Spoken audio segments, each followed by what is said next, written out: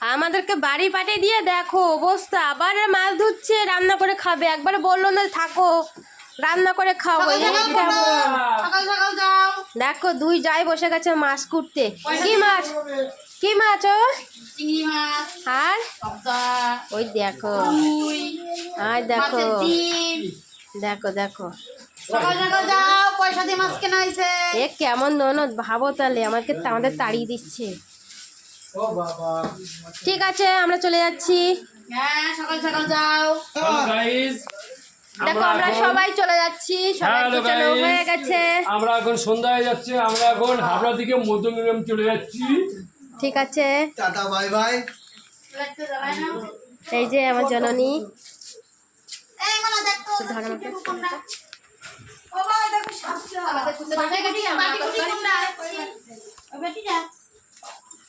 Tata.